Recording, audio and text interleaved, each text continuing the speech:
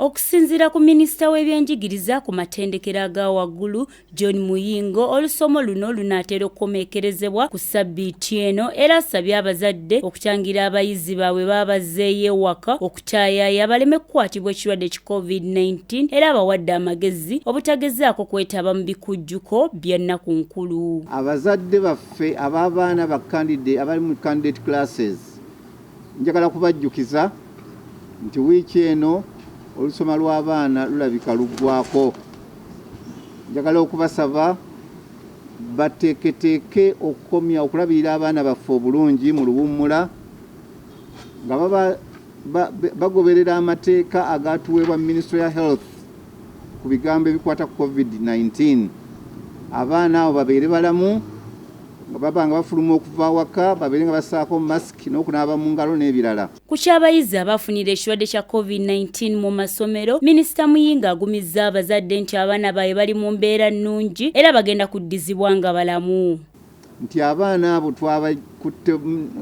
twabalabiridde bulungi era abaana abo baawonye era ttaamu tugimazeeko bulungi nga situfunye embeera etweraliikiriza.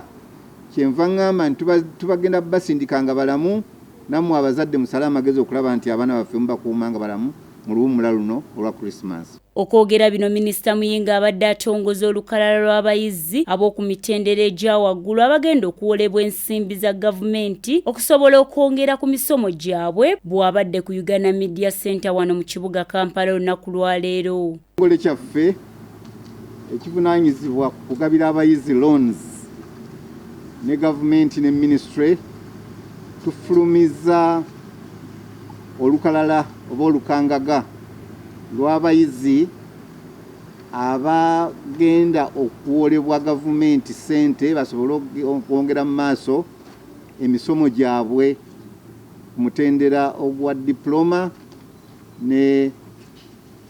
n'ogwa degree. Abayizi abaweerera ddala ku mitendera gya diploma ne degree be bafunye omukisa gw'okuwolebwa ensimbi zino, kyokka era abakalaatidde ng'ensimbi zino bwe zitali za kulya nga za kugenda butereevu mu matendekero gye bagenda okusomera, era ategeezezza ng'omuwendo gw'abaana ab'obuwala n'abaliko obulemu abagenda okuyambibwako bwe gweyongeredde ddala okuva ku ogwo ogubaddewo. Okufuna mu looni zino nti zino ssente si za kuwa kulya buli, era ssente zigenda kuweerezebwa ku yunivasite gye wafuna ekifo. Omwana ddala agwanidde, omwana omunaku asinga mu banaku banne yafunye omukisa guno mulundi guno.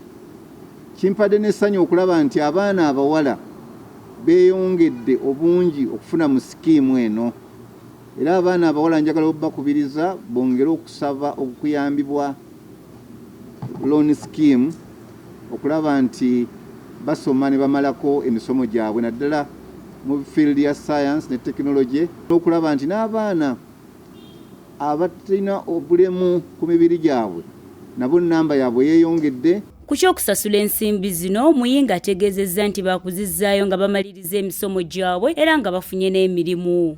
Minisita John Muyingo yeebazizza nnyo abayizi abasobodde okusasula ensimbi ezaabaweebwa ne bazimalayo era bw'atyo n'asaba n'abalala balabire ku bo. Sasudde ne bamalayo nga n'obudde bwa piriyodi eri gye bakuwa okuwummulamu tebunnaggwaayo. Era njagala okukubiriza n'abalala tulabire ku abo tusasule ssente za board za skimu eno. Mbakulisa abasobodde okuyitamu era mbaagaliza okusoma okulungi. Edith Nabagereka, STV Select ey'enjawulo.